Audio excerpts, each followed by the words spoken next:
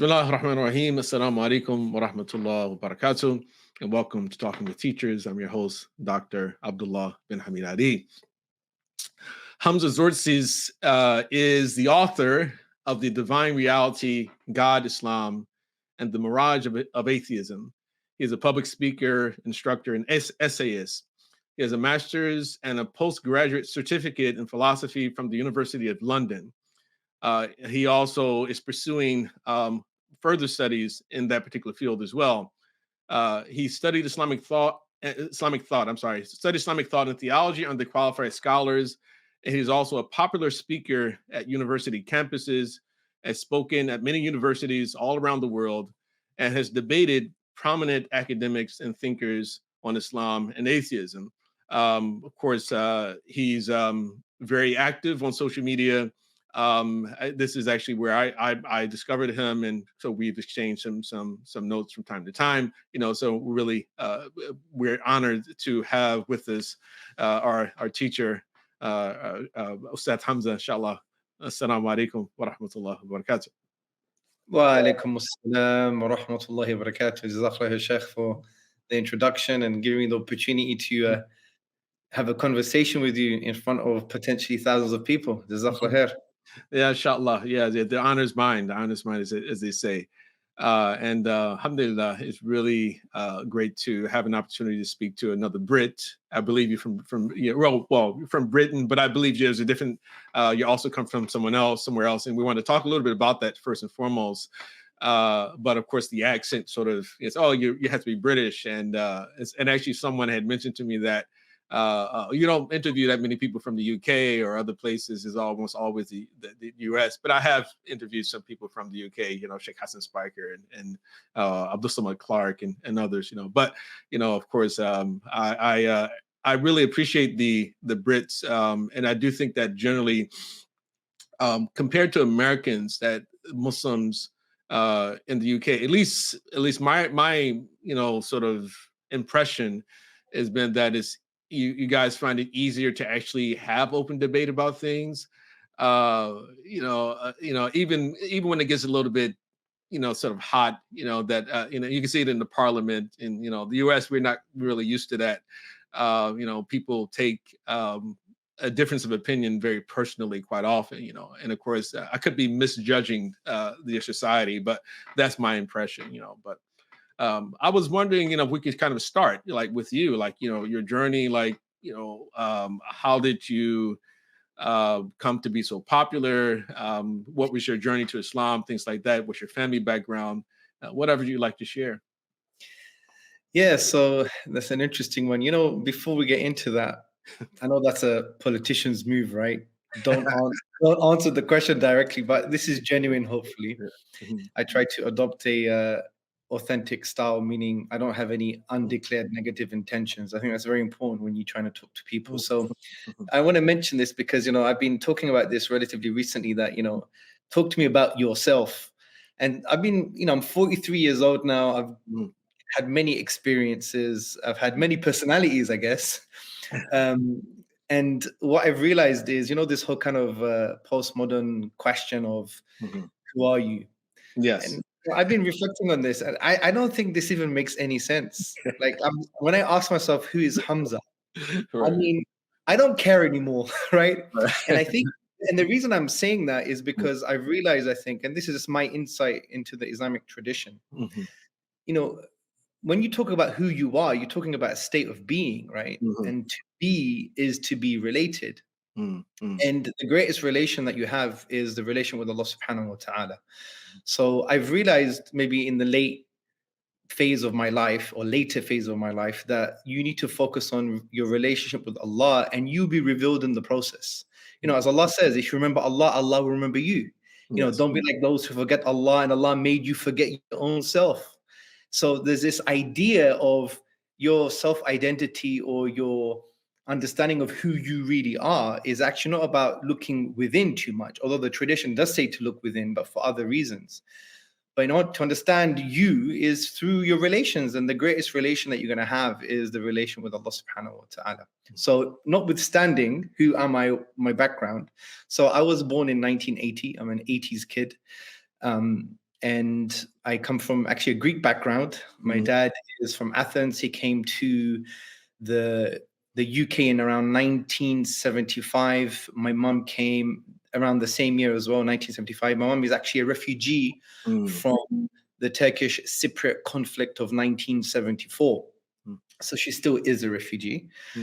And so my mom is Greek Cypriot. My dad is from Greece. And I grew up in Hackney, London. Hackney, London, at that time, now it's become gentrified. But at that time, it was like, I don't know, in American language, a ghetto, right? I was brought up on the Downs estates. The estates were built in a ditch. I was on the second floor, number 33, East Down House. And we were in line with the ground. So the train tracks would go through and you can see the train passing all the time from our balcony. So I was brought up in that kind of environment. And my dad is what you would describe as maybe, he's not religious from a dogma point of view, but he loves the teachings of Jesus as were taught to him through the Orthodox Greek tradition. Obviously, he's not going to consider himself Orthodox Christian, but he does consider himself as someone who believes in Jesus and what he feels Jesus called for. And I was brought up in that environment. My dad had books on mysticism. My dad had books on audio cassettes. Maybe the audience doesn't even know what a cassette is, right? So he had audio cassettes. Yeah. On Sikhism, I believe, and mysticism. He had the book, The Science of the Mind. He had the book, what's it called? The Art of Positive Thinking, or The Power of Positive Thinking, the very famous book by the famous priest. I think I still have my dad's edition. And so I was brought up in that kind of, environment of, it's like a spiritual humanist type of environment. Love was quite central at home in terms of that idea of love and compassion. We didn't have too many rules or principles or maybe a way of life, I would say. It was quite flexible. I was brought up seeing my dad having his own spiritual and existential changes, if you like. And that was kind of inspirational as well, because I saw a lot of humility from that perspective. Although there were times where, my dad may have attached himself to certain ideas too much, but I did see, especially from the background that my father was brought up in, I have seen a tremendous inspiration, or I have been inspired from his life because the way he's developed and grown. And I've learned a lot of wisdom from my father, actually, because although, my dad, he likes to be, not in seclusion, but he's not a socialite. Although when he goes out, he's like, he is very engaging and positive, but he likes to read, write notes, and do his thing. But when issues would happen that required a sense of wisdom, my dad would always step up to the plate. And that really echoes, in my view, the Islamic tradition concerning hikmah. Because hikmah is not ilm. There is a distinction. As you know, in Surah Yusuf, Allah says, and we granted him wise judgment and ilm, and this is how we reward the doers of good. So Allah is making a distinction between hikmah and knowledge. And the ulama say that hikmah basically is having a Allah-pleasing goal in a particular context and applying the ilm in that context to achieve that goal. Obviously, my dad's not Muslim, may Allah guide him, but he had that kind of approach, thinking, okay, what is the great objective here? It's not about my ego, it's about solving a particular problem. Okay, what's the context? How am I going to source the knowledge that I have or the experiences that I have to apply in this particular context to achieve that particular goal? Anyway, so that's my kind of upbringing, and that facilitated the kind of the kind of psychology of looking into things and asking questions. And in Hackney at that time, I had friends who were from all around the world. We had people from the Caribbean, from Africa, from Pakistan, from Bangladesh. We had white Brits. We had everybody. It was one of the best places to live from the point of view of internalizing yourself in a particular culture where you can engage with different people from different experiences, cultures, religions. And that was it's a fantastic place to be brought up in. I think that has shaped me now as well. So yeah, that was my kind of upbringing. We were working class, right? So we were in the Downs estates. There was times where, from what I remember, we had to look for coins underneath the wishing well. Yeah, well, no, in the house we have to look for coins. Oh, Some I could go to the kitchen and get my mum's female essentials. Yeah, sometimes it was like that. But alhamdulillah, Allah never let us starve or go hungry. We had always had food, clothing. You know, my dad worked very, very hard. Yeah. Sorry. Yeah. No. I mean, no. That's great. It's great. I should mention this. I don't think there's anyone that I have ever experienced in my life that has worked as hard as my father. It's like he would work 3 days in a row. Alhamdulillah. But anyway, yeah. So that's the environment, and then so what led me to the Islamic part, the Islamic stage. So I was engaging with Muslims, and there were 3 main reasons why I wanted to become Muslim in my late teens. One was because the sense of brotherhood that was quite encouraging. Secondly was the kind of communitarian Islamic values. And the other point, which was significant for me as well, which Islam made sense. It had a kind of rational foundation. Now, obviously, when I became Muslim in 2002, when I was 22 years old, you know, if you were to give me those reasons now as a 43-year-old, maybe I wouldn't accept them. And that's the nature of the human being. But at that time, that was enough to awaken my fitrah, if you like, or awaken the truth within, because every human being is born with an innate disposition, a primordial state, as we believe. Obviously, there's difference of opinion amongst the different ulama, but generally speaking, we have this fitrah. And at that time, it was enough. And, you know, I think significantly my upbringing facilitated that. But there was much more when I was in my teens and when I went to university. Those were transformative experiences as well. But there was key points in my upbringing, I think, when looking back, actually facilitated me to search for meaning, because meaning for me is very, very important. Generally speaking, if things are meaningless, I can't attach to them. And that even affected my, you know, my jahiliyyah when I was non-Muslim, when I would had like relationships. If there was no meaning, there was no value or excitement, if you like. And I think that stems from a kind of existential event that I had when I was about 12 years old, 11 years old. And I write this in the preface to my book. I basically realized I used to love sitting in the bath, right? From what I remember, I love sitting in the bath. And I realized that I was the only one aware of my own conscious awareness right now. And I wasn't aware of the conscious awareness of people that I loved, like my friends and my family, at this moment. And for some reason, that made me feel extremely, extremely lonely, right? You know, some psychoanalysts say that you're going to have 3 experiences in life. 1, something is wrong. 2, you don't belong. And 3, you're alone. And those are going to shape you. But it really hit me in such a profound way, because it not only did it make me feel really lonely, but it made me feel almost like, do other people really exist? It's like a form of solipsism, right? I get it, but there was more of an existential psychological aspect to it. Right. So that kind of hit me. And ever since then, I think meaning has become very important, or I would try and lose myself in play.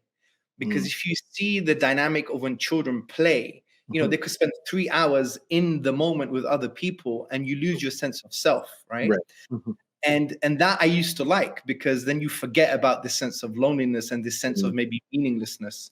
There was another event when I realized something was wrong, which, you know, my mother found my diary when I was like 12 years old or 13 years old. I'm not going to say what was in it, but, you know, it really, that killed me. I mean, for 2 years, I was in an utter depression, crying. I was, you know, hiding in the bath and crying and all of these things. Then I realized it wasn't a problem, but it was too late by then, right? Because when you become a teen and you engage with other people, you realize, hey, it's not a big deal. It's part of life. But at that moment, it really, really, really affected me, and it created this. How old were you? How old were you then, you say? I think it was around the same age, really, around 11, 12, I think. It was terrifying. It was a terrifying experience, man. Because I just internalized this kind of guilt, and I internalized this sense of, you know, I've done something really wrong and I don't belong to the family anymore in the same way. And my parents had no clue. They're probably thinking everything is normal, right? But I had this internal thing going on for quite a long time.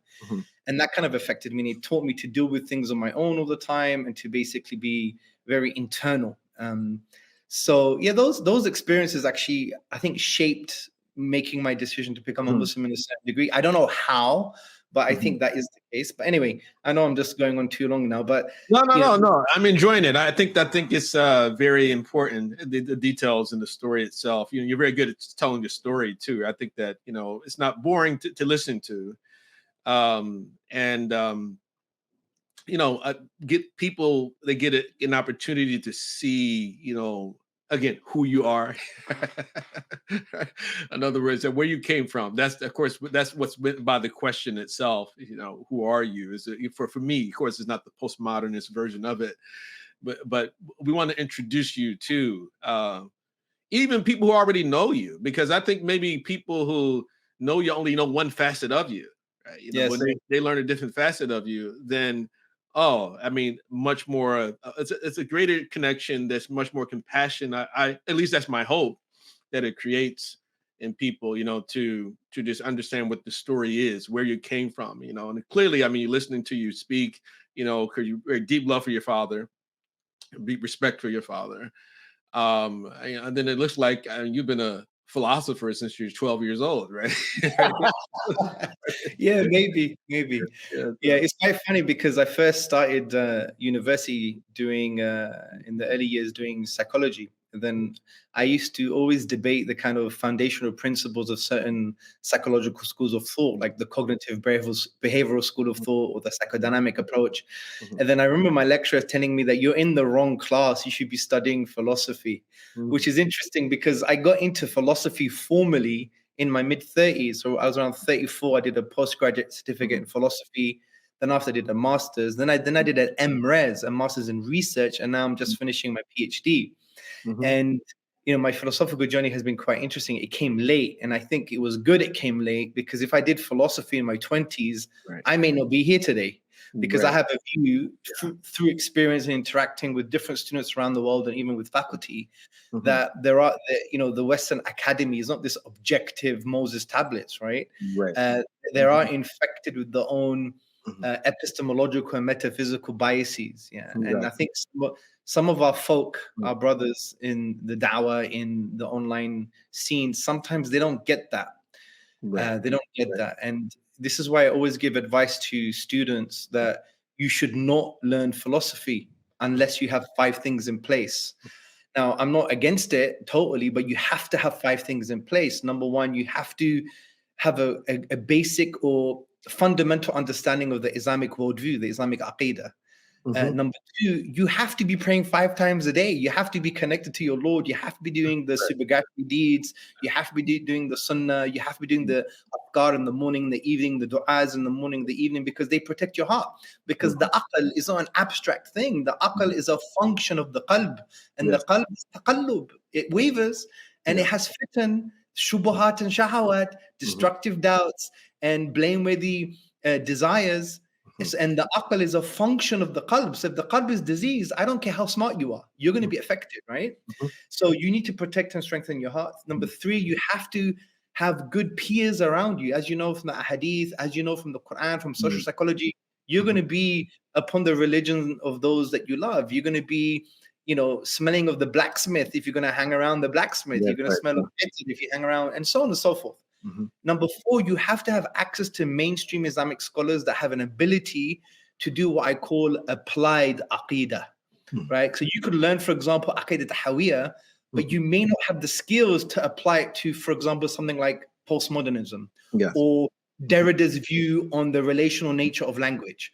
Or do you see my point? So the art of modern discourse is to apply aqidah in a contemporary sense. It's not changing the Quran and Sunnah, it's applying. That's why you had even Ibn Taymiyyah, develop different creedal books like Aqidah Asfahaniyah, for example, and so on and so forth. It was even Aqidah Tahawiyah. Why does it talk about, wiping over the Khufayn? Why is that a creedal point? Right, exactly.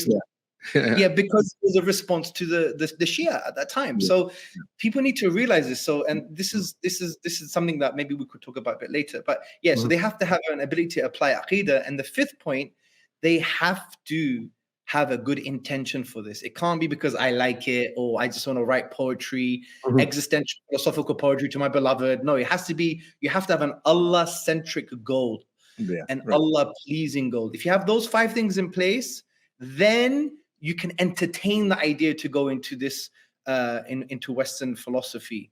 If you don't have these things in place, I would even say, I'm not a mufti or a faqih, but this is hyperbolic. I would say it would be haram on you, because I know what it can do to you.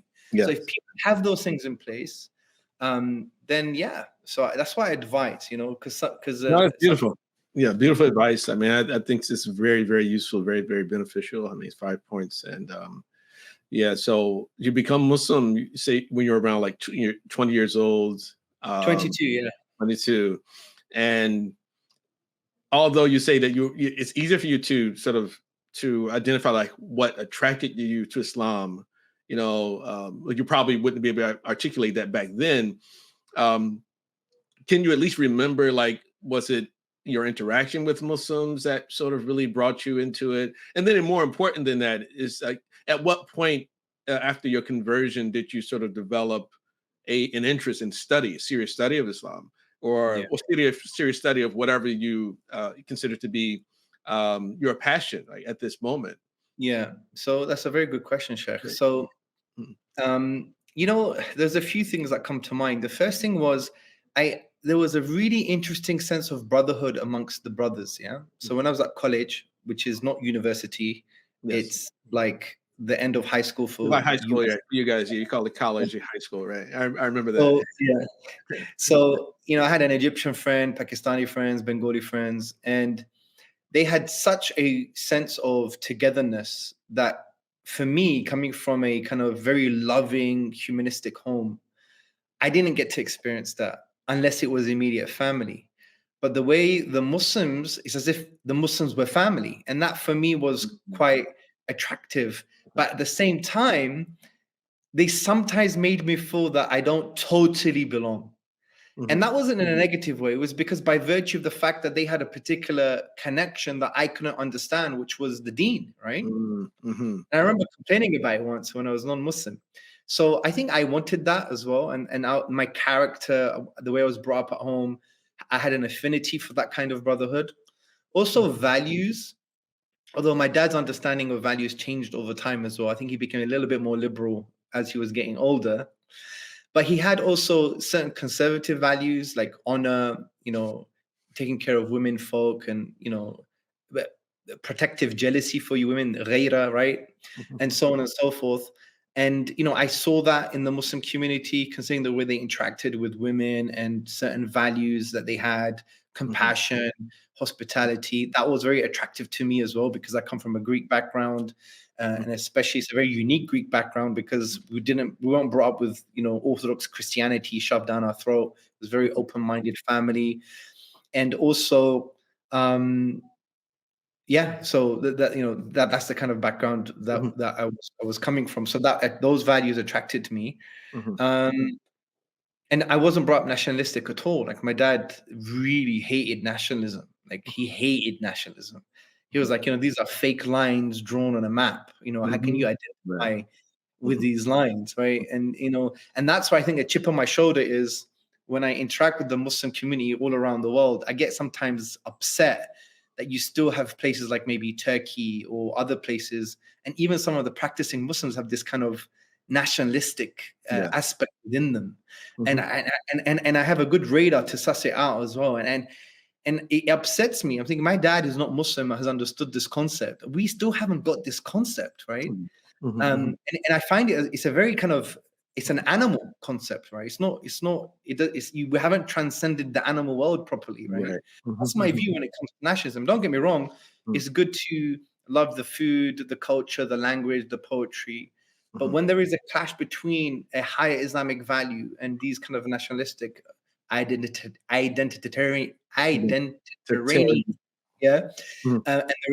it conflicts, and Islam becomes secondary and not primary, that's a massive issue. And it's in the subtleties, right? Anyway, the point is, I was brought up in the environment, and so those values were attractive to me. So the brotherhood, those values, as I mentioned. The other thing was the veracity of Islam. I remember reading a booklet on proof of God's existence and the inimitability of the Quranic discourse, right? The ijaz, the linguistic miracle. And it was actually articulated in a way that you didn't have to know any Arabic, because obviously I wasn't Muslim then. So, it had like this form of kind of an inference to the best explanation. It was like, knowing what we know about the Arabic language and the history of Islam. Could it have come from an Arab? Could it have come from a non-Arab? Could it have come from a Prophet, or did it come from God? And they did this kind of, rational deduction, if you like, and you come to the conclusion that the best explanation, or the inference of the best explanation, is that it came from the divine. Anyway, so there was a nice argument there, and it kind of hit me, and I felt, this is a rational tradition. This makes sense, because I never experienced religion in that way from a rationalistic perspective. Usually, when it comes to it's very spiritual. It's very, especially in Greek culture, you're not really taught why Orthodox Christianity is true, right? You just it's just part of your culture. It's embedded in your culture. Like when I used to go Greek school on Saturdays, and I used to we used to like Holy Communion every 4 weeks or something, where they they do the chanting and they give you some wine with some bread.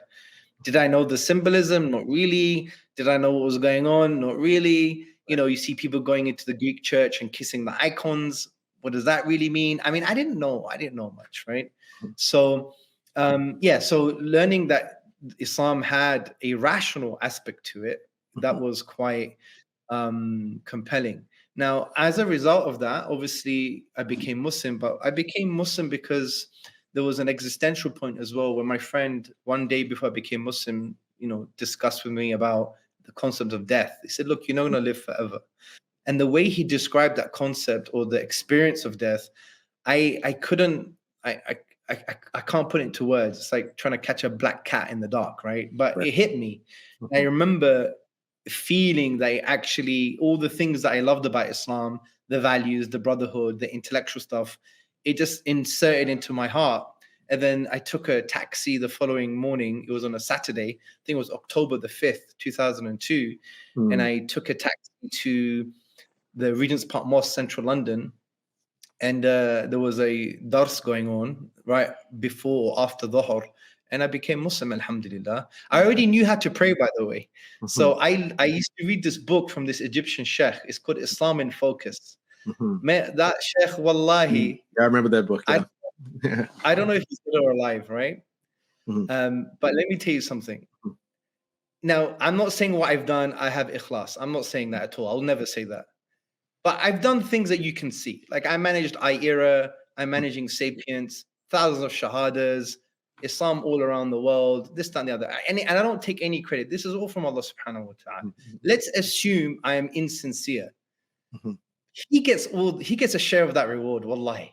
Yes. It's unbelievable, isn't it? Yeah. Some Egyptian sheikh, I don't know, American Egyptian sheikh writing a book, Islam in Focus, and some British Greek guy picks up, reads it. He learns how to pray, and prayer was so instrumental in me becoming a Muslim. And now fast forward like these 22 years or something, and whatever has happened. And even if I'm not sincere, look at the reward that he's getting from writing a book. That's why I always say a book's battery never dies. Right, exactly. Battery never dies. Yeah. Anyways, so Salah was very important. I forgot to mention this because I remember my friend, Dr. Amir Islami, beautiful brother, one of the best brothers I've ever met in my life. And alhamdulillah, I've got to spend much more time with him recently. He's like a doctor, he's a wrestler, he's a community man, he's very humble, he's very emotional when it comes to the deen. He's like one of those guys, old school. It's like hard to find these days, right? A lot of people are, a lot of our guys these days are like man boys. Dr. Amir is not like that. He is like a real man, in internally and externally, like prophetic masculinity, where he has the softness, the compassion, the love, but he also assertive when needed. Anyway, so he said something, because he was my brother's friend originally, and he came to my college, high school, and I wasn't Muslim then, and he said to his Muslim friends, because he was doing medical school and he was giving a little talk, he said, you are closest to your Lord in sajda. You're closest to your Lord, speak to your Lord. Wallahi, Sheikh, when I learned how to pray, you know, I used to do wudu, and I used to go to the masjid, right? I used to go to a Turkish mosque sometimes, and I would wear a tight t-shirt, and, you know, sometimes my back was showing, and the imam would tell me off, and he wouldn't know that I'm not Muslim. Right? I remember one of my close friends of my brother, he was in Tabligh Jama', and his name was Joino, or Zainul Abidin. Allah bless him. I remember him saying something in my house as well, and he was one of the guys that my dad was comfortable coming to my house, because he said, you know, this man, if he's upstairs with my daughter, I wouldn't have any problem, because he was such a he had that kind of displayed piety, right? Anyway, so I remember Zaino saying to me once, we don't do things for you, we do things for Allah. That really affected me, right? I remember I went to the downstairs toilet and I felt almost sick. Like my ego was being eaten away, because I'm thinking, I didn't get the concept of, or, you know, the concept for the sake of Allah. Yes. I just didn't get it. My ego could not take it.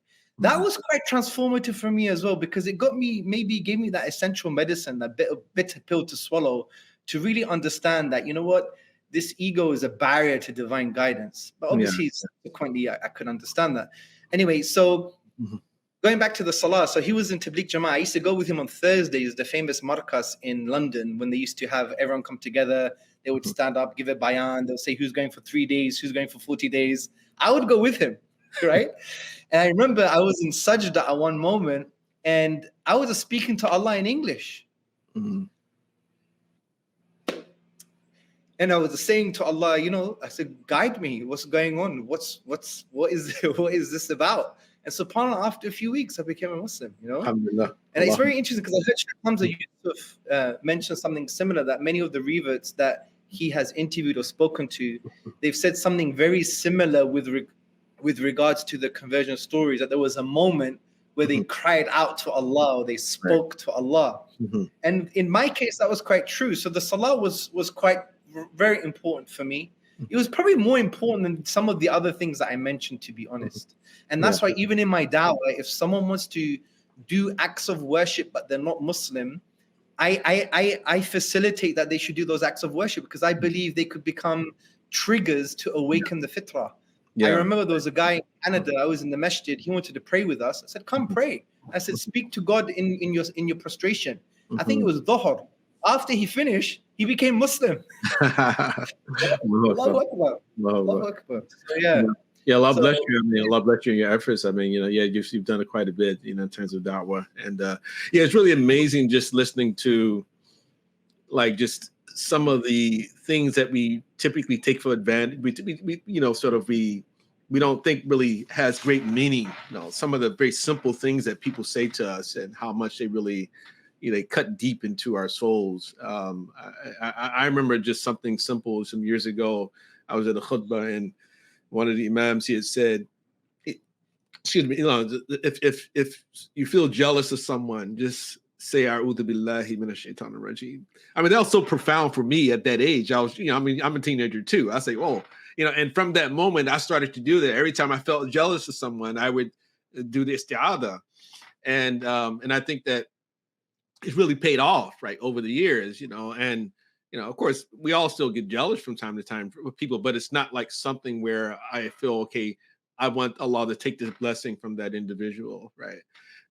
You know, but you're speaking about just some very, you know, things that we would say today are very simple statements, simple statements of wisdom, you know, which really, they cut deep into our soul, and they become transformative in a lot of different ways, you know, and that really resonate with me. I was thinking too, I was remembering that you're probably the second Greek Muslim I've ever met. Of course, I like to formally meet you in person, right? But I remember the very first time I actually encountered a Greek Muslim was when I was a student in Morocco. And this was a man who was visiting an American Language Center, and I happened to be there in one of the apartments one particular day. And the thing that was very interesting was that, you know, that he wasn't very religious. And he seemed, you know, he had sort of like the look of sort of like an alcoholic, right? You know, but he was still a Muslim. And I was really confused. I was like, how can a person who's Muslim be that way? But not long after that, I saw a documentary that spoke about Islam in Greece. And I come to discover that in Greece, Islam was being suppressed. That Muslims actually were, you had to sneak to pray Jummah, right? To pray Salat and Jama'ah, right? They had these sort of houses, people's basements. They were praying Jummah, and this is in the 1990s, right? So it wasn't really that long ago. I mean, when you think about, of course, the effort towards democracy, freedom, all these things like that, right? Yeah. But once that happened, it actually helped me to understand that brother. In other words, I developed a bit more compassion for him. So that's really, like I said, the stories really mean a lot, right? When people say, "Okay, I don't like what Stats Hamza said. I don't like what Dr. Abdullah said," on Twitter. Yeah, I think this, to understand people's their journey, I think well, at least my hope is that it will inspire us a little bit more compassion, or at least understanding, to say, okay, I understand your academic, your intellectual pedigree a little bit better. And, that's where that came from. And maybe that's why you're that way. Then maybe that's why you had that particular opinion. So it just came to mind while I was listening to you speak. And so I'm always happy to meet Muslims from different parts of the world who I've never met before. So I remember meeting a Spanish Muslim when I was on Hajj in 1993. I was like, "Oh, if you're from Spain?" I mean, not like Spanish, like, Latino, or what we call it, Hispanic, a Muslim actually from Spain. And I was like, really, oh, mashallah, from Turkey, from Africa, different parts of the world, but yeah, I'm just sorry to go on. No, it's very good. Because what's interesting about Greeks, you could describe them in the following way. It's a generalization, which is therefore not true, but I think there's a bit of truth in it, which is the Greeks, their mind is in the West, but their heart is in the East. Right. And when you see Greeks and you speak to them, they have that. They have that in them. And it's unfortunate that I was in Thessaloniki, which is like the second biggest city in Greece, not too long ago. There's no one masjid that you could pray in. And actually, the masajid there are just like Ottoman museums or something like that. I had to pray in a Pakistani man's convenience store, right? So there is an official mosque in Athens now. There's still suppression. There's still suppression. Well, I don't know. I don't know if they're allowed to pray in basements and stuff like that, but well, you could call it a suppression. I mean, by Greek standards, because they were complaining about Hagia Sophia being turned into a mosque. Which is quite hypocritical. Just recently, the land of the cradle of democracy, it just allowed a mosque in Athens not too long ago, and in other cities you have to pray in shops and stuff. So, it's quite interesting. But anyway, the Greeks are an interesting bunch because look, I went to Greek school on Saturdays, and when the Greek story or how they've been infected with some kind of anti-Ottoman, anti-Turk propaganda. You start to realize exactly why they have some of these tendencies. Because when you become Muslim, usually what they say is, "Oh, you became a Turk," right? Right. So, and that's because they believe that they were enslaved for about 400 years under the Ottomans. And they call it the liberation, right? In the late 1800s, where they fought back. But history tells us a different story, though. There was actually Turks and Greeks, Muslims and Greeks, living together peacefully. There was an element of established rights, and obviously nothing is rosy, but I don't like over glorifying our history. That is a sign of a defeated mind, in my view. Sometimes we over glorify our history, right? Yeah, totally. Yeah. Yeah. But the good thing is that it's not as what the Greeks, how they paint it. That's an important thing to understand. But when you understand how they're indoctrinated with this anti-Ottoman, anti-Turk narrative, from a national and educational level, you see exactly why they may have, a kind of an antithesis against the Islam. But that requires education, that requires meeting people, that requires dawah, which is hard in Greek. Right. It does require that. But why don't you speak a little bit about Sapience Institute and what your efforts are, what the mission is? So I mean, the story of Sapience starts with the story of Ira, I guess. So around 2009, I had to leave my professional work. So I was like a program and project consultant, program office manager, stuff like that. I used to work for the private and public sector.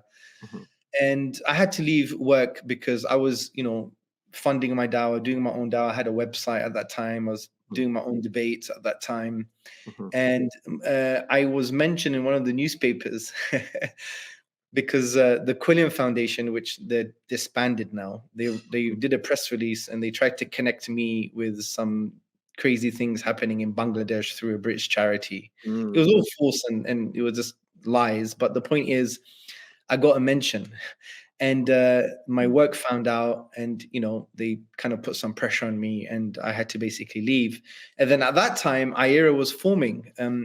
They didn't call it IERA at that time, but around 2009, Abdurrahim Green, Saqib Sattar, and others, Yusuf Chambers, they were thinking about creating an organization that would take dawah a little bit more seriously. What they meant by dawah is, direct calling to Tawheed, street dawah, grassroots type of dawah. So they said, look, why don't you come on board, help us project manage it? And to cut a long story short, as part of the founding team in terms of, the tour that we did of the UK, then, they raised monies, they did fundraising from that tour. Then I became a formal part of IERA in around August, I think, September 2009. And I was like, I think heading the research department or something. Then after that, to cut a long story short, a lot of things developed. I was doing debates, then its vision wasn't very clear, its strategy wasn't very clear. But as the brothers were maturing and understanding things from a business and charity sector point of view, they started refining the vision and the strategy. And around 2017, I was forced to become the CEO. I had no choice. That there's no one else, you need to do it. And I wasn't really ready, but alhamdulillah, they threw me in it. I consulted my family, I did istikhara, then I became a CEO. And we had a really good strategy and a really good vision, which was basically a world reconnected to God. And the strategy was to empower, support, and develop outreach specialists, individuals, to be able to share Islam all across the world. And that strategy wasn't manifesting itself adequately because we had limited funds and maybe not the adequate systems in place and so on and so forth. But alhamdulillah, as a result of my CEO-ship, through the will and mercy of Allah subhanahu wa ta'ala, we increased funds by over 500%, operations by over 1,000%. We had 1,000 shahadas, we're in 6 continents.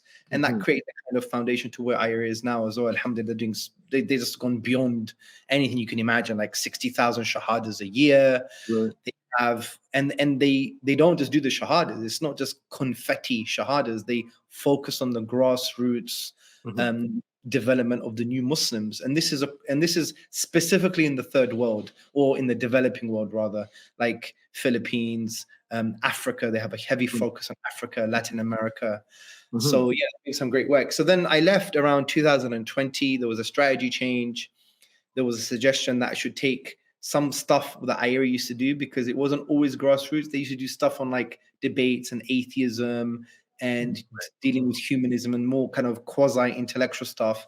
They said, take that, create your own, and just put more effort.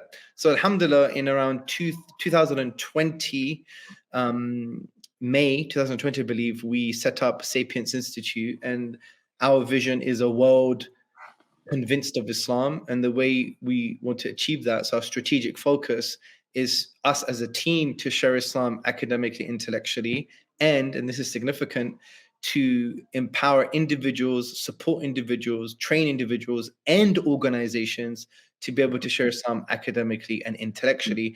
And the way we define academically is not like in the academy, although we try to make an impact there, but we want to be like the bridge between the intellectual stuff and the popular masses. So we're like the bridge between the two. And you could see that with the work that we do. It's not like we don't produce peer-reviewed journals. Frankly, that's a waste of time. Hardly anyone reads them anyway, right? But we would access that work, we would access the intellectual Islamic tradition and trying to produce something that would touch, move, and inspire people, strengthen the iman, remove shubuhat, and help give dawah. So we have a learning platform with over 12,000 students with in-depth courses on things like Christology, Islamic civilization, atheism, secularism, and so on and so forth. Alhamdulillah, and that's the work that we're doing. And we produce free books. We've produced over around 16 or 17 free books. We have Lighthouse Mentoring Service, where we provide free mentoring to 4 categories of people: ex-Muslims, so apostates. We're very compassionate with them. We use hikmah to bring them back, because in our current context, a lot of these apostates, they leave for a whole host of reasons. And unfortunately, some of those reasons include the way we actually have created our communities. Notwithstanding my recent Twitter and media commentary, right? Yeah, we'll come to that, inshallah. Yeah.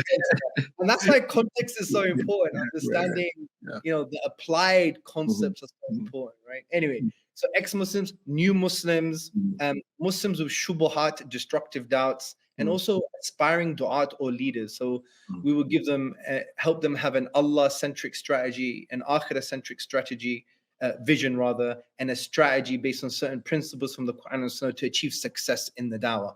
Because we have this project called the Visionaries, and what we try and get people to do, and we go all around the world. We're going to go South Africa soon, inshallah. We've been in Pakistan, we went to Turkey. We try and get aspiring leaders and du'at and people who head organizations to have an Allah-centric vision and an akhirah-centric vision. And for them to have a strategic focus that links to that, and for them to have around 14 principles from the Quran and Sunnah to achieve success, which includes hikmah, unity, love, rahmah, mentoring, and and all of this stuff. And it's fascinating that we get people to understand that the vision for Islam is bigger than the organization, and the organization is bigger than the individual. But unfortunately, today's dawah has become a brand type dawah. And there's always going to be a conflict of interest between the brand and Islam's success, unless you think your success is Islam's success. But that's arrogance, because it could be that you not saying something, it could be that you going into the shadows is the right thing to do. Because generally speaking, and I speak about this a lot, the du'at forget to ask one question, and even leaders, we forget to ask, what is the most pleasing thing to Allah in my particular context? We should not be asking what is halal and haram. Right. Obviously, we should. But what I mean by this is there is a competition of halals. Something is more pleasing to Allah than other things within the halal. But people involved in dawah and people involved in this great noble work, we have to ask, what is the most pleasing thing to Allah? And in some cases, it might be shut down your organization, or it might be work with this person, or it might be remove your brand, or it might be this, that, and the other. And I analyze people's social media sometimes. I'm thinking, this is just about you. Like, let's be honest. And I've developed a term. It's caught on. It's actually not a very friendly term, but many of us, we have become algorithm prostitutes. We have prostituted ourselves to the algorithm. Not only that, many organizations and masajid have become dawah pimps. I've called them that as well on social media. Obviously, I don't label. That's not my right. Yeah. Not directly, not in your face. But the sunnah of giving advice is to talk about something, and if the hat fits, then let them wear it, right? And what do I mean by dawah pimps? What I mean is that they would invite people that they would never let their daughters marry. They would never let their sons want to emulate, but they only invite them because of popularity. Right. And that for me is so blameworthy. It's so blameworthy. Yes. I know we live in this, we have objectives, corporate objectives, dawah objectives, but you're removing the barakah from the dawah if you do stuff like this. Yeah. So anyway, we get people an Allah-centric, akhirah-centric vision. So this is part of the work that Sapience does. Yes, we make mistakes. I mean, I'm always making mistakes. And I'm always willing to try and, hold myself to account. And I think that concept itself is a kind of neglected concept, especially in the online dawah amongst organizations and individuals. We're so sensitive about being held to account. But for some reason, if you wanted to hold me account and you didn't, I would actually be very upset. I want you to hold me to account. I want you to tell me what is going wrong. And I think I've tried to enroll people in that behavior and that way of being, especially on my social media. If someone has corrected me, then I would say this is the right thing, and I'll present it, and I'll say, irrespective of how it affects my reputation, because at the end of the day, we're all going to die, Sheikh. That's right. And our followers, wallahi, I said this to Muhammad Hijab a few months ago. I think we were having a conversation. I was like, wallahi, our followers, your followers, after 2 weeks when you die, they won't care. Some of them. Right. That's right. They move on to someone else. They are pious Muslims, ya Sheikh. Pious Muslims. People who you could call the friends of Allah. Sometimes they forget to make dua for their dead parents. That's right. That's right. And you think this guy who's never met you, he may have been touched, moved, and inspired for a few seconds, because no one watches the whole video. Look at the analytics. They watch like the first 20 seconds, right? Yeah, they may make dua for you, they may support you, but at the end of the day, yani, once you're dead, khalas. That's why we should have to focus on things that are the most optimal thing that is pleasing to Allah, that's gonna, have a legacy, that's gonna make a real impact. Yeah, because I have my own philosophy on, not philosophy, but my understanding of impact, especially in the online sphere. Because algorithms are encoded ideology, and we think we're having great success because we've got all of these likes and views and shares. Right. But it's designed for you to be in this echo chamber. There might be some migration in and out, but you're thinking you got success, but there are other echo chambers that they think they got success too, like the atheists and the apostates and so on and so forth. And we see this statistically. Like Pew Research did a research on Islam and Muslims in America in 2017. And it basically said the people who leave Islam is around the same number of those who become Muslim. Right, yeah. So the net gain is zero. Right. What are you doing? Right. So we need to be more strategic. And Sheikh, Ibn Hazm, he made a very interesting point about the concept of jihad. And he obviously talked about 3 aspects of jihad. You had the physical jihad, you had the intellectual jihad, as Allah says in Surah Al-Furqan, verse 52, jihadan kabira, to struggle bihi, with it, the Quran, a great striving. So according to the student of Ibn Taymiyyah, this was like the highest form of jihad, which was the intellectual, using the Quran as dawah. Right? Then you had another aspect of jihad, which is obviously the physical struggle. But Ibn Hazm talks about something very interesting. He talks about strategic thinking in times of danger. Now, wallahi, this is he actually considers this a key sunnah. He says the Prophet didn't engage in all the battles. Yes, of course, jihad is a noble endeavor and so on and so forth. But the Prophet, as a leader, outsourced some of that responsibility. That's right. And Ibn Hazm, looking at the life of the Prophet, he focuses on 2 things: the intellectual jihad, using the Quran against the detractors and the polytheists and the Arabs and so on and so forth. And number 2, strategic thinking. And I was quite inspired when I read this. And what's interesting is we lack strategic thinking, Sheikh, like in a big way. Yeah, in a very, very big way. It's just like, oh, I'm going to do this because it's a good thing to do. We don't have this bigger picture mindset of, it's fine in of itself, but how does it fit the bigger Islamic vision, the wider narrative? How does it deal with certain risks, certain current issues, and so on and so forth? We lack that type of thinking. And I think we need to revive it because it's a sunnah, ya Sheikh. Yeah, no, totally. No, I totally agree. I mean, it's a real challenge. I mean, and of course, I'm not trying to say that I have all the answers either, but most of my posts, if they come off as critical, I'm usually directing the posts at our leadership, right? I do think we have a crisis of leadership, a crisis among our leaders, right? Overall, I mean, throughout the world, right? And I'm talking about Muslims specifically. Of course, we non-Muslims have their problems too, of course, right? But I think that as Muslims, we have a greater responsibility because we are supposed to be representing Allah's deen. So and one of the biggest problems, I mean, you've highlighted some of those things about like just the way that we engage with the public, and we deceive ourselves into believing that we're really making a lot of progress when a lot of our efforts really just simply about ourselves. We're not sacrificing for the greater cause. Sometimes we get too emotional, right?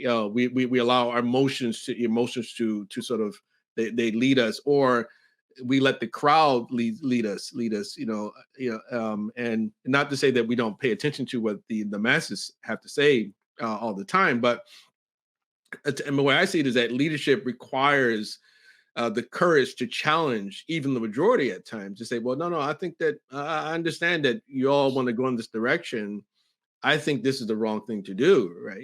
But there has to be someone to actually speak up and say, hey, well, there's a particular there's something that I think you didn't consider, right? And this is what it is. And I mean this with the best of intentions. I don't mean this to just be a wet blanket, but I care about my ummah, right? I care about the Muslims. I care about the community, and I think that this is going to leading us down the wrong path, right? I just had an exchange with a young brother earlier today. He did a post which I think is going to really backfire on him if it doesn't come down eventually, right? And of course he's very, he said, I don't care. I don't care. I already calculated those issues, and somebody has to do this. Somebody has to say this, and say, well, okay, no problem. You're a grown man. You don't have to be like me. But I'm really concerned about what this can lead to. But at least I just want to send the message, give my nasiha, and so it's really, like I said, I put most of the blame on the leadership. When there's confusion, when there's a constant mishaps politically and in other areas, it's the leadership, the burden of leadership, but also the way that like in America, the way that the masajid actually are constructed, and the hierarchy is sort of arranged as such that you have a lot of technocrats who are in charge, who actually are the ones who provide most of the funding for the masajid and the institutions, and many of them have their own political sort of leanings. And so there's a tendency to say, well, that this is the way that we're going to go as a community. And if you resist that, then you're going to get fired, or you're going to get silenced in some other way. So there's a lot of different problems, right? So it's not only just like the religious leaders, but it's also there are other factors which are there too. Yeah. I mean, you've just said a lot already, but I've said a lot too, more than I probably should have. We're here to talk about you. No. I mean, those are very interesting insights, because, whether I like it or not, I'm in a leadership position. Yeah. I mean, not politically for sure, but I do lead in my own capacity. Mm-hmm. And what I found that's very interesting when it comes to leadership, I think sometimes the vision, we have to start with the vision. And sometimes the vision is very organizational or institutional. Yeah. But we have to understand that these things are just vehicles for the success of Islam. So that for me is one of the number one issues. So when I realize in the way people frame things organizationally or individually, and it's through the brand or through the organization, then already we have problems, because there's always going to be that conflict of interest between the right thing to do, and in terms of Islamically and for your organization. That's number one. The other thing I've noticed as well is sometimes there's a hypersensitivity about people's reputations. Yeah. And sorry to say, more so for the American folk. Yeah. I don't know why. I don't know what's in your water. But there's something in you guys' water, right? Yeah.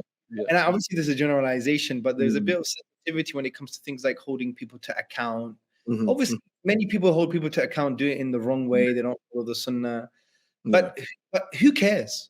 I mean, we have to, this is the tax that you have to pay when you're involved in this noble work. I mean, you don't deserve doing this work anyway.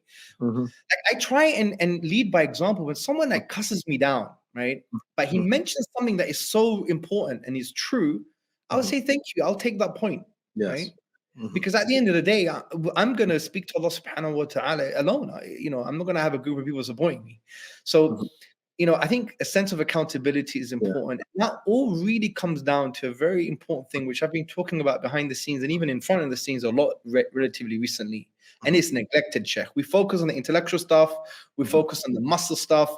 We focus on all of this stuff, but we hardly focus anymore on the diseases of the heart. Now, I know this sounds really like, what do you call it? Convenient because of who you are and who you connected to, right? I don't mean that way. Actually, I was speaking about this in the retreat just the other day.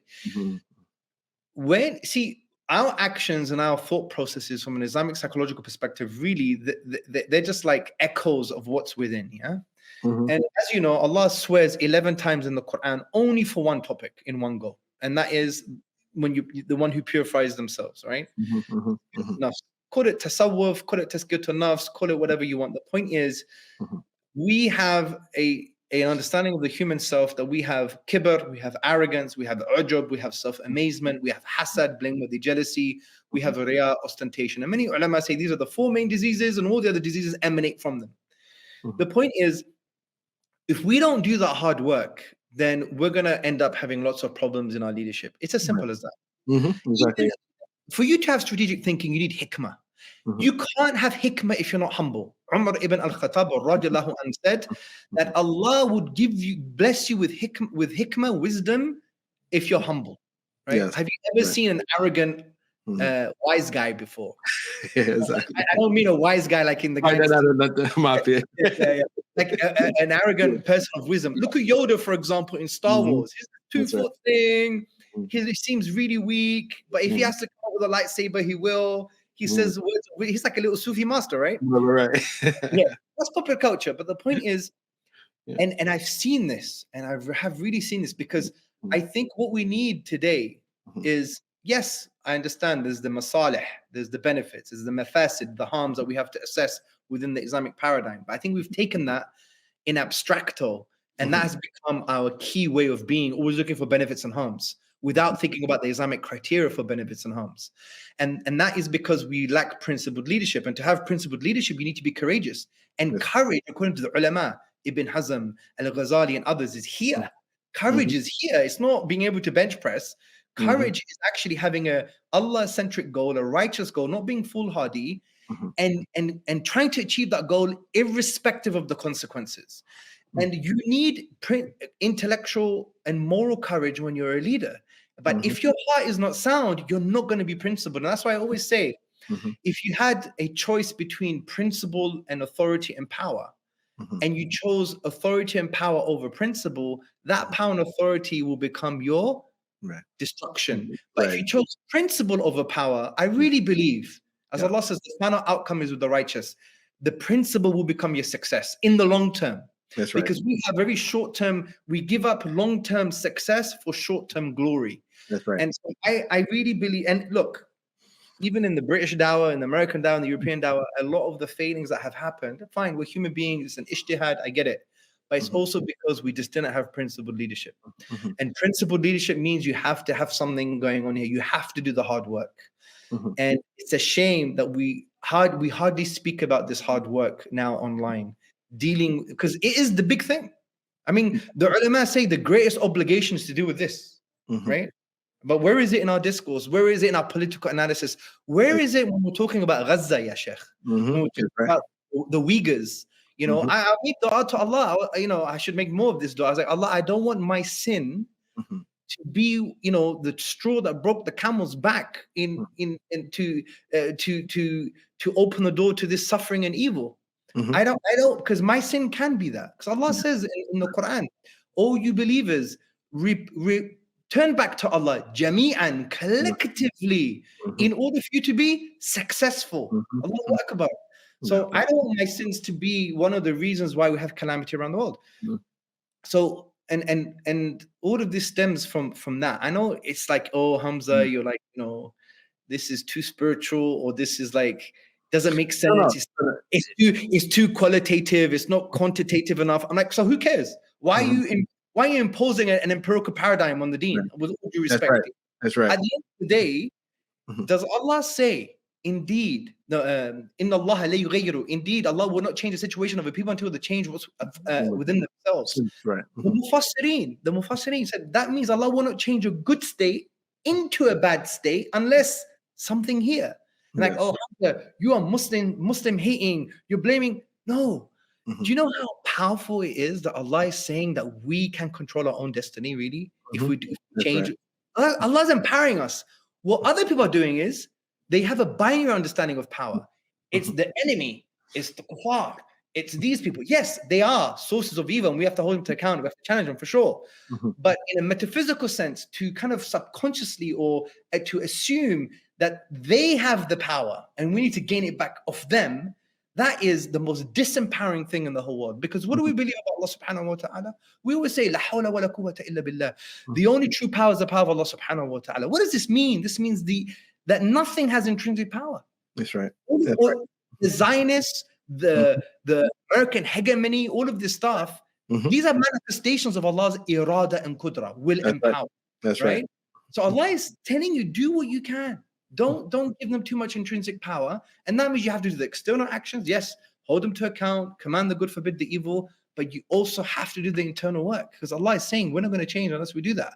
And that discourse is missing. I'm not saying that should be the only discourse. Everything that's happening right now, we should continue to do, but this is the hard work that I think we're missing as well. No, I totally agree. And to say it's, and I'm not saying I'm a bastion of this hard work, right?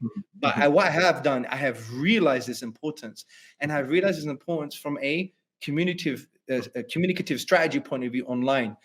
It's the elephant in the room. Yes, right. And totally.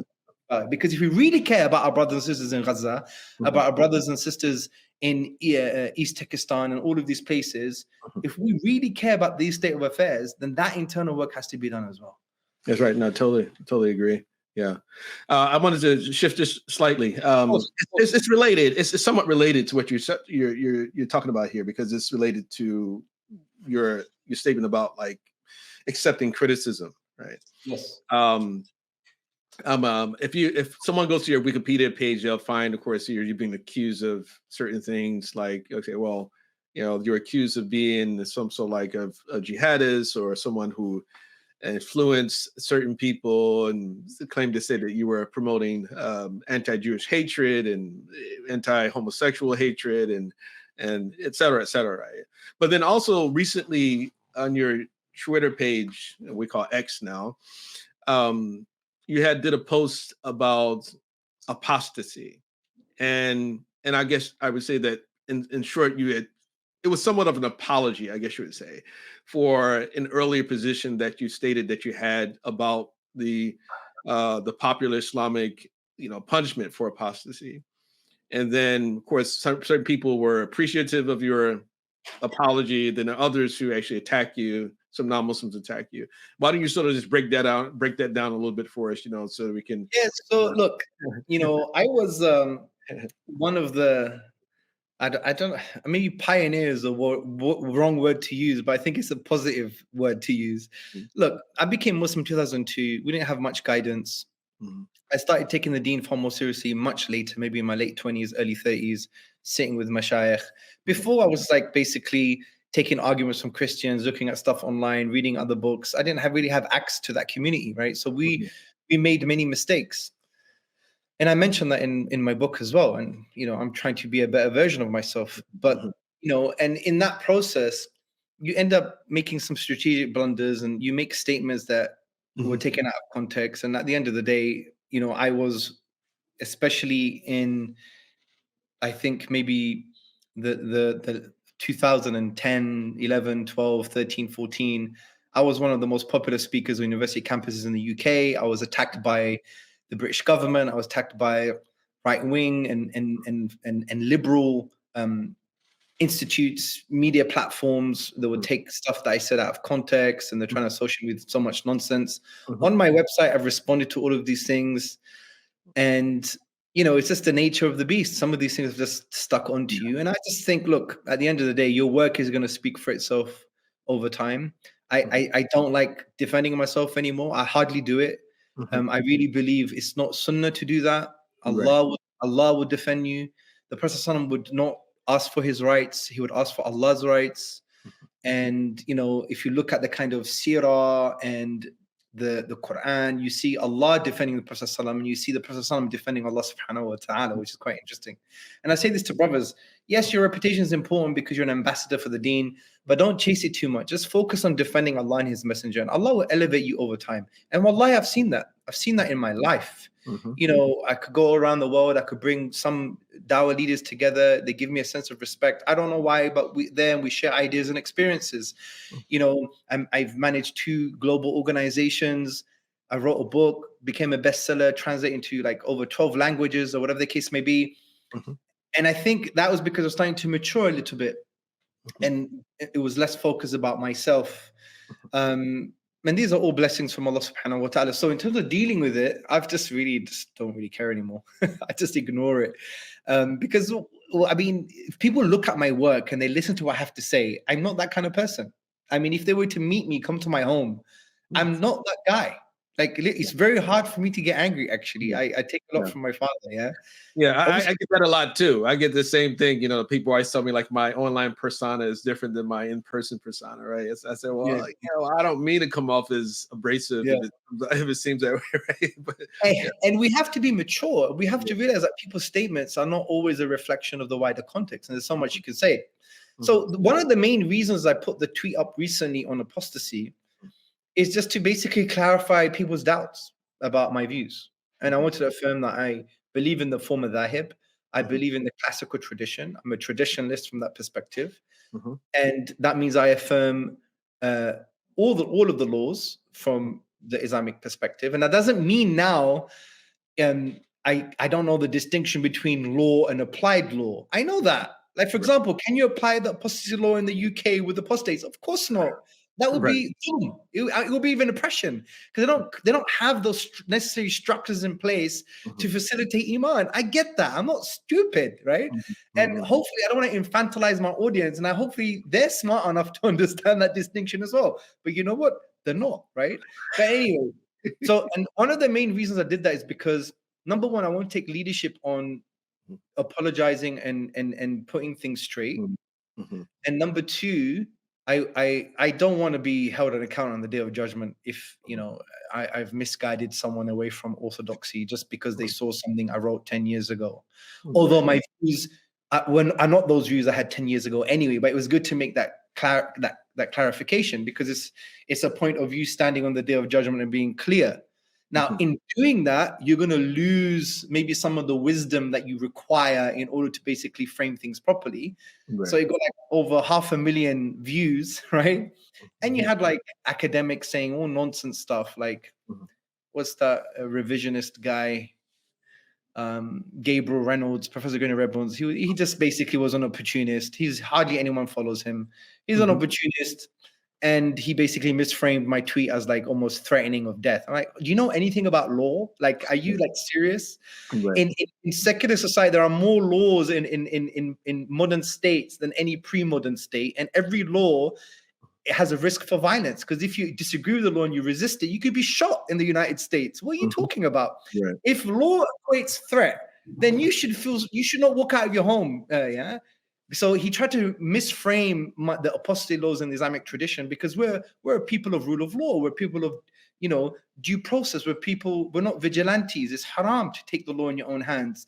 It has to have the adequate Islamic political environment, which doesn't really exist. So the reason I was saying that is just to affirm something morally, and just because I'm seen as a leader, not to misguide people. I did a subsequent tweet, which was around 7 or 8 points, to actually reframe people's understanding on the apostasy law, because some people think it's a violation of the equality principle, which in the Islamic tradition is not technically, because we don't see all religions as the same. I mean, if anyone who reads the Quran from any paradigm would know that we believe Islam is true, we believe other traditions are false. I mean, obviously, you may want to unpack that in a more nuanced way, but generally speaking, it's not a violation of the equality principle, because apostasy is leaving the truth for falsehood. Other types of people leaving the religion is leaving falsehood for falsehood, right? So it's not really the same, right? So it doesn't violate the equality principle, because the equality principle legally is basically treating similar things similarly and treating dissimilar things dissimilarly. And that's actually something that they believe in as well, because if you believe in the nation state, you believe that the citizens of your country are not to be treated equally to those who are not citizens, right? Perfect, Chef. I think that is such an insightful point. Thank you very much. But they don't see it because they have a secular lens and a liberal lens on how they understand religion, right? They don't see it from our paradigm.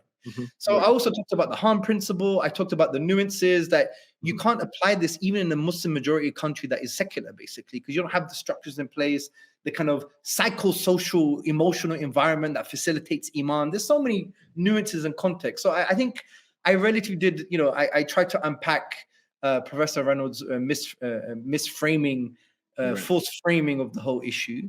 But look, at the end of the day, we just have to admit it, Sheikh. We're not liberals, we're not liberals. There may be some overlap in certain things, but we're not secular and we're not liberals. And we need to have an authentic conversation with these people. I really believe it has to be based on hasana, on goodness. It has to be based on hikmah and wisdom. But sometimes we have to be assertive, and we have to say, look, we don't follow your paradigm. You have certain metaphysical and epistemological assumptions that we believe to be utterly false. Stand in the possibility that they're not true, that maybe our perspective is true. And if you do that, then we're exchanging lenses, and maybe you could see the world the way we see the world. That is the frank conversation that we should be having with people. And even with this whole LGBTQ stuff, I wrote an essay on the 5 assumptions of the LGBTQ plus movement, right? We have to go to these assumptions, and we have to get people to understand that people have a certain paradigm. They have certain lenses. They're colored in a certain way. If they're yellow, all they're going to see is yellow.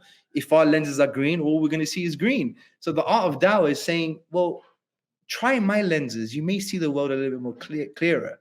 And that requires authenticity. That requires being principled, being intellectually and morally courageous, and showing them, okay, these are your false assumptions, and I'm explaining to you why they're false. I believe our kind of basis is true. Stand in the possibility that could be the case, and then they may be able to see the world we see the world. But X is not the place to deal with these things anyway. That's why I did that affirmatory tweet, and then I'm moving on. I'm just going to be posting other stuff. I'm intending to do a video on the topic, so people understand that, you know, that I'm defending the law as perceived in the classical tradition, which doesn't mean I'm saying this law has to be in the United States or the UK, because Islamic law doesn't work that way. It's based on the environment, the political structures, the judiciary, and so on and so forth. And so I want people to realize you can't take a law in abstracto and apply it in a kind of social political entity that is alien to Islam. That would be that would even be haram. You can't do that, because you're not going to be implementing justice or fairness in any shape or form. All the laws in Islam connect. So anyway, the way I deal with this stuff is I clarify if I need to clarify. If I realize the medium itself is going to create far more fitna, then I think I'll do one clarificatory post, and then I'll move on. And I believe that my work over time will speak for itself. And if people are sincere and they don't have negative baggage concerning other people, they would see, you know, Hamza is willing to talk. Hamza is engaging. Hamza's, you know, relatively compassionate, I believe. He's willing to say sorry if he has to. He's willing to clarify. He's willing to engage in intellectual dialogue. There's no need for force framing people. There's no need for, caricaturing people's positions. And I think that has eventually happened over time. Like, a lot of people have actually been very sincere. Like, I had one non-Muslim, I think a few years ago now, James Bergman, he's called. I was on his podcast where I was speaking about even the apostasy issue. He's such a nice guy. Like, he wants to understand the nuances. You know, he's from a psychological background, so you could tell he's not one of those guys he's not an ideologue. He's not a hard-hearted ideologue, you see. But yeah, so I don't know if that answers the question, but no, it does. I think moving forward, do great work. Any mistakes you've made, just admit you've made a mistake, clarify. This is not about me, you. It's about Allah. And over time, people are going to respect you. You're going to get honor, and your work is going to improve, and you're going to make a great impact. And I've seen that with my own life. I've made many mistakes, and every time I've clarified or tried to improve, Allah has opened the doors to barakah, honestly. And those people who want to be seen as very squeaky clean, or those people who don't want to admit their mistakes in an authentic way, or they're a bit corporate with the way they do it, I'm telling you, it's going to drain barakah from their lives and their work. So yeah, I mean, yeah, well, inshallah, within the next, I guess we have maybe about 5-10 minutes left. You know, I have like a few more questions. You know, so I mean, I could speak to you all night. It's not a problem. Now, inshallah, I'm really enjoying it. You know, I think that you know, we could sit here and listen to you all night as well. You know, and not fall asleep and not fall asleep. You know, but yeah,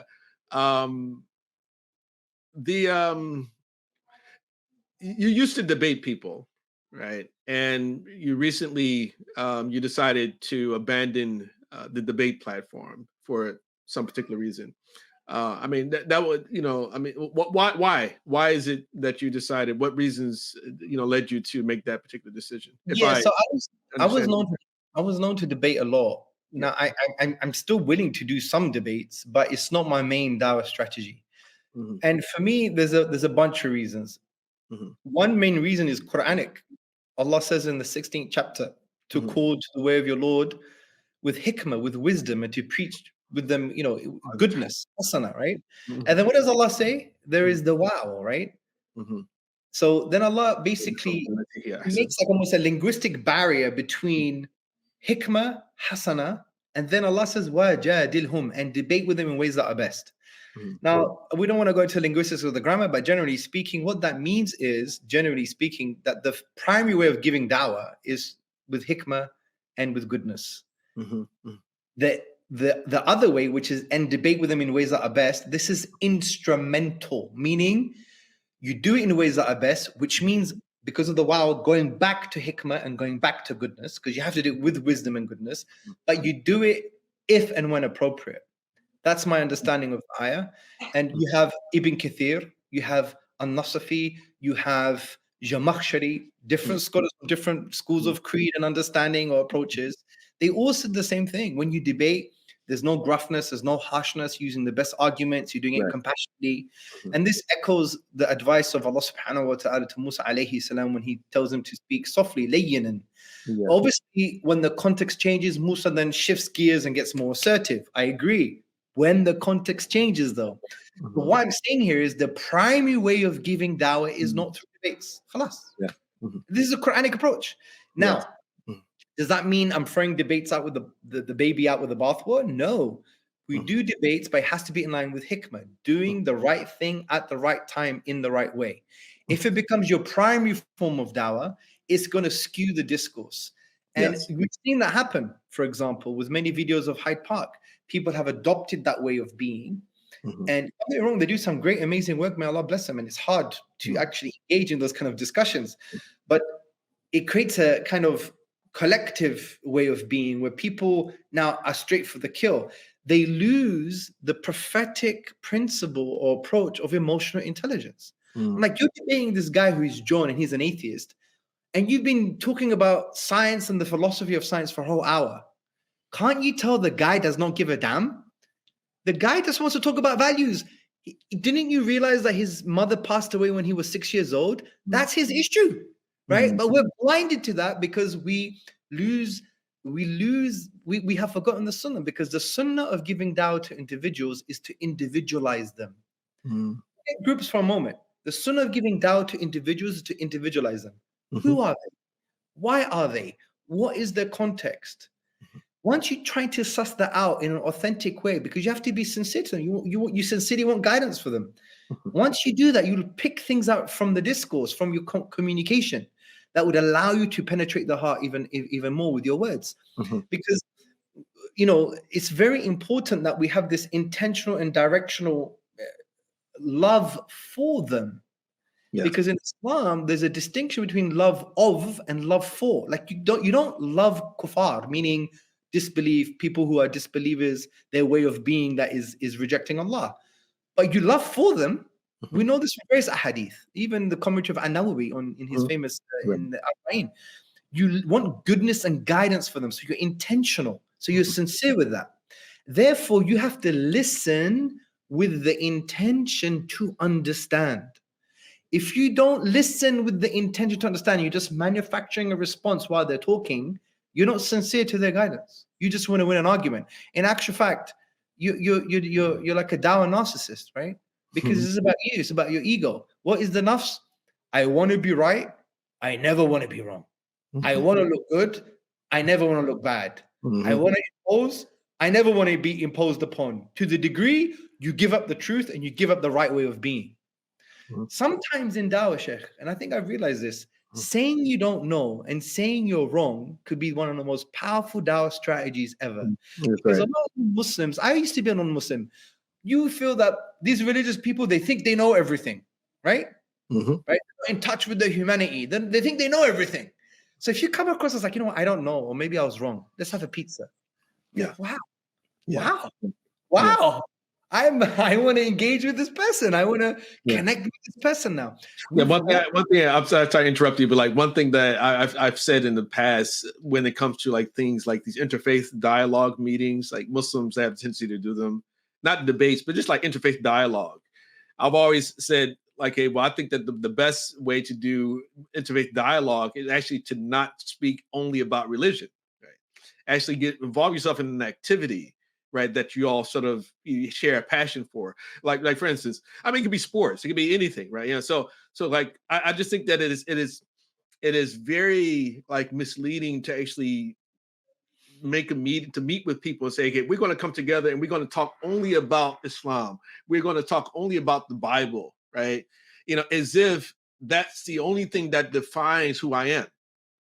In other words, you know, if you tell me that you're going to understand me if I tell you about my book, well, why can't I just read your book? Why do I need to come meet with you? Right? You know, I could just read the book and just stayed home, right? You know, but you're more than just simply the book. You know, there's more about who you are. Like you said, okay, the guy, you know, someone in his family died when he was 6 years old, and they're trying to continue with all these other things, right? And if you're only focusing on that one topic, one subject, right? You know, as if that's all that matters to you in your life, when it really doesn't, right? You know, there are other things that we have, you know, passion for. We have hobbies that we are involved in. I just think that just showing people that actually I'm actually normal, but distinct. You know, I'm normal just like you. I have things that I like just like you like them, right? But I'm also distinct. You know, I'm concerned with salvation. You know, and I just think that helps to create a more sense of sincerity, of being genuine to that individual, than just simply focusing on what's found like just in the book. I'm sorry to cut you off. There's something else there as well. It's actually developing trust. Yeah. Like the Prophet, when he went on the mount and he said, if there was an army behind me, would you believe me? They said, yes, you're the trustworthy. And then he gave them dawah. So trust is actually an essential feature of dawah. Now, sometimes you can't create trust in 3 minutes, but you could do your best. The way you smile, your authenticity, your character. So if you're going to sit with people, build trust first, and trust can be done through these activities.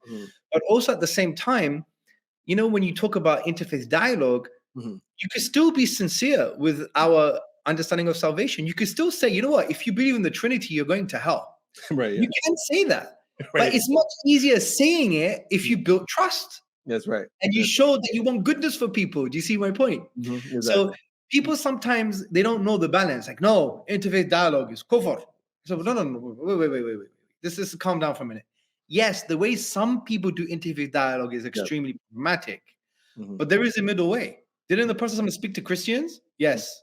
Okay, so what's the problem? Follow the prophetic way. Have adab, have good character, have empathy, have emotional intelligence, have good argumentation, build trust. Then you could say as many harsh things as you want, no problem. But you've built that trust now, right? Once I was many years ago, I was in St. Ethelburger Society for Reconciliation and Peace near Liverpool Street in London. It was developed into that center, I believe, because that building was bombed by the IRA. Anyway, and I had to sit there and talk about Islam's view on homosexuality. And guess who was there? There was a Christian, there was a Jew, I believe, and there was a Buddhist. And all three were homosexual. I'm telling you. But let me tell you something. From what I remember, I said there's punishment for it in the classical tradition. I talked about the distinction between the feeling and the manifestation. I went into Ghazalian psychology. I was empathic as possible. And you know what? One of them gave me a hug and said, I appreciate this. Now, I hope I didn't change the deen. I was kind of orthodox in the approach from a penal code point of view, and even us believing it's a great crime and a sin, the kind of act of illegal sexual intercourse between the people of the same sex. But I explained it in a particular way. I created an environment. The environment facilitated that as well. You're like, there's cushions everywhere when you're having this dialogue. But there's ways around it. You can do it. If you improve, if you level up with your emotional intelligence, you level up with your understanding on your charisma and how to engage with people, your sense of authenticity. Like, you're not there with any negative intention. You're there as a da'i, as du'at. We're there because we really want them to affirm the tawheed of Allah, to worship Allah. And what is worship? It's, according to the ulama, it's the extreme of love and it's the extreme of submission. That we humbly adore Allah. This is the relationship with Allah. This is what we want for people. We want people to go to Jannah. We want goodness for people at the end of the day, right? If you're there, and you could stick to even the most harsh opinions in the classical tradition, no problem. But if you couch it with all of these prophetic characteristics that you want to try and emulate, it makes it much easier. And sometimes in our online and offline discourse, we forget that. It's all about what you said. It's not who you are as a person to say those things, and what environment and context you've created to facilitate saying those things. We forget that. So the sunnah of giving dawah is to individualize people. But yeah, I don't know why we went to here. Why did we go to the interfaith? I forgot now. But anyway, it was good. No. Yeah, we went to interfaith because I interjected when you were answering your question about like why you gave up debating and things. Yeah. So it's not that. So I haven't given up debating, but I'm using it as when and if necessary. And yeah, so there may be a few debates in the future, but hopefully they'll be done with hikmah. We're selecting that debate for a particular outcome. The debate doesn't have intrinsic value. It's instrumental. It's an instrument. It's a means to particular ends, and that ends is an Allah-pleasing goal. So you have to do a lot of analysis to understand, is this the right person to debate? What topic are we going to debate? What is the context of the debate? Are we going to achieve what we want to achieve? These are all important things that we have to take into consideration, because we live in an online world now, and these things can go viral, and they could improve the dawah, or they could diminish the dawah. So it's a massive responsibility. Right. Well, it says, how can people follow your work? Yeah, so they could just go type in Hamza Tzortzis. It's one of the more unique names in the dawah. TZOR, TZIS. They can go to Sapience Institute. A lot of the stuff that I do, I just promote what the institute does. We just released a course actually by Dr. Uthman Latif on the characteristics of the du'at, which is he's actually written a book on this as well. He's chosen around 7 key characteristics like hikmah and compassion and I think courage and all of these things. He's unpacked them from a Quran and Sunnah perspective. He's made it easy for you to internalize them in your dawah and your life as well. So the course has come out as well. You could download the book, it's free. The course is free. Just register, go to learn.sapiencinstitute.org. But yeah, I mean, it would be great to speak again. I have a feeling, Sheikh, we have so much in common and so much to say. Yeah, so I agree. Maybe another time, inshallah. Inshallah. Well, really do appreciate the opportunity. Thank you. It really benefited. It was really enjoyable, to listen to you speak today. And, of course, even though like I said, I cut you off from time to time, I apologize for that. No. Alhamdulillah, inshallah. Well, until next time. Assalamu alaikum wa rahmatullah.